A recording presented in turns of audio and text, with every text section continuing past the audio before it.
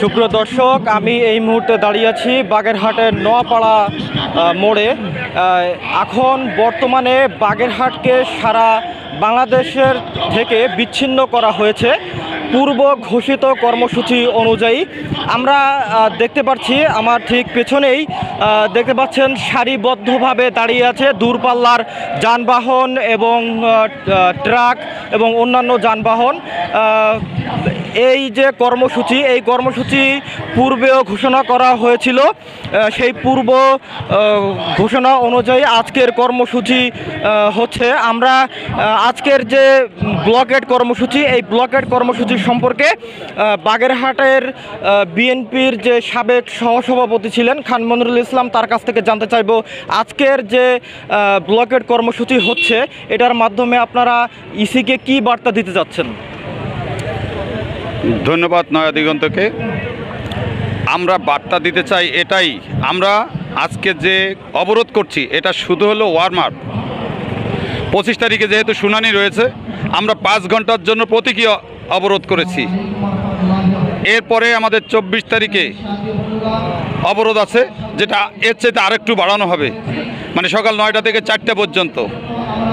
25 তারিখে আমরা শুনানি করব, সেই দিন আমরা ইলেকশন কমিশনের সামনে অবরোধ করব, ওখানে আমরা মানববন্ধন করব, আন্দোলন করব।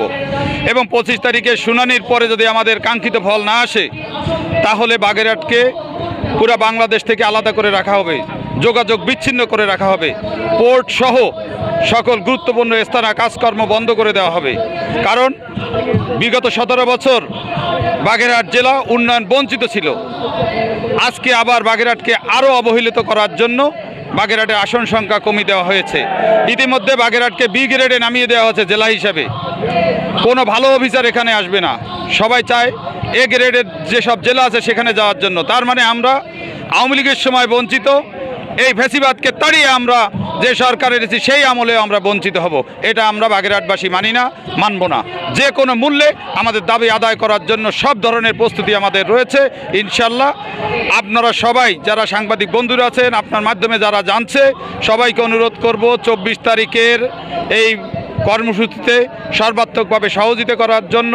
ঢাকা দেশে যেসব গাড়ি দক্ষিণাঞ্চলে ছেড়ে আসে তাদেরকে বন্ধ রাখার জন্য, খুলনা থেকে যারা ঢাকায় যাবে তাদেরকে বন্ধ রাখার জন্য, পিরোজপুর এবং শরণখোলা মোরলগঞ্জ বিভিন্ন অঞ্চলে যেসব গাড়ি রয়েছে, পরিবহন রয়েছে, তাদেরকে অনুরোধ জানাবো। আমরা জানি যে জনগণের ভোগান্তি হবে, কিন্তু সবচেয়ে বড় ভোগান্তি হলো জনগণের উন্নয়ন। সেই উন্নয়ন যদি বঞ্চিত হয়, কিছু তো আমাদের ত্যাগ করতেই হবে। সেই ত্যাগের প্রতি আমরা সবাই সম্মান জানিয়ে এই আন্দোলনে সবাইকে শরীক হওয়ার আহ্বান জানাই। এতক্ষণ শুনছিলাম আমরা খান মনিরুল ইসলামের বক্তব্য, তার মতামত এই ব্লকের সম্পর্কে। আমরা এ পর্যায়ে আরেকজন নেতার কাছ থেকে শুনবো যে বাগেরহাটের আসলে যে 4 আসন থেকে 3 আসন করা হয়েছে, তিনি এই 4 থেকে 3 আসন করার ফলে কি কি সুবিধা বা অসুবিধা হতে পারে বলে মনে করছেন? 4টি সংসদীয় আসন থেকে 3টি করা হয়েছে। এর সমস্যা এক, বাগেরহাট জেলায় যে 3টি আসন করা হয়েছে আগের 4টি আসন থেকে, একটি আসনের পূর্বের যে 4 আসন ছিল, যেমন বাগেরহাট 4, সেই নির্বাচনী এলাকা থেকে, রিমোট এরিয়া থেকে উপজেলা সদরে আসতে একজন লোকের 4-5 ঘন্টা সময় লাগে। একজন মানুষের অধিকারের জন্য মহান সংসদে আগে বাগেরহাটের 4 জন লোকে কথা বলতো, এখন সেই কথাটি 3 জন লোকে বলবে। আগে যদি একটি সংসদীয় আসনে 5 কোটি টাকা বরাদ্দ হতো, তাহলে বাগেরহাটবাসী 4 20 কোটি টাকা পাইতো। এখন 5 কোটি কর্তন করে 3 15 কোটি টাকা পাবে। আগে আমাদের অধিকারের কথা, আমাদের প্রয়োজনের কথা মহান সংসদে 4 জন আইন প্রণেতা বলতেন, 4 জন সংসদ সদস্য বলতেন, কিন্তু এখন সে জায়গায় 3 জন করতে হবে। কেন করতে হবে? বাংলাদেশের 10টি বড় জেলার মধ্যে বাগেরহাট একটি, 7ম অবস্থানে। বাংলাদেশের 2য় সামুদ্রিক বন্দর মোংলা পোর্ট, সেটিকে আজকে যে এলাকার সাথে অ্যাটাচ করা হয়েছে, সেই এলাকার 2-3টি নদী যেখানে কোনো ব্রিজ নাই তার সাথে সংযুক্ত করা হয়েছে। ভৌগোলিক এবং যোগাযোগ ব্যবস্থা অত্যন্ত খারাপ। আজকে দেখেন বাগেরহাট জেলা শহরের অবস্থা, পৌরসভার মধ্যে কোনো রাস্তা নাই যে রাস্তায় মানুষ চলাচল করতে করতে পারে। আমরা সাংবাদিকদের মাধ্যমে, আমরা দেশবাসীর কাছে, আমরা নির্বাচন কমিশনের কাছে আমরা এই অবহেলিত বাগেরহাটের কথা আমরা তুলে ধরতে চাই। এবং 1970 সাল থেকে আমাদের যে 4টি সংসদীয় আসন ছিল, সেই 4টি সংসদীয় আসন আমরা পুনর্বহাল চাই। বাংলাদেশে 66টি উপজেলা আছে, যে জায়গায় একটি উপজেলা নিয়ে একটি সংসদীয় আসন, সেখানে কেন বাগেরহাট উপজেলার রামপাল এবং মোংলাকে দ্বিখণ্ডিত করে এবং ভৌগোলিক অবস্থানের দিক থেকে মোংলা রামপালের সাথে মানুষের সাথে এই 70 সাল থেকে আজ এই 55 বছর যে নারীর সম্পর্ক, সেই সম্পর্ককে কেন ছিন্ন করা হচ্ছে? আসলে এটা আমাদের বোধগম্য নয়।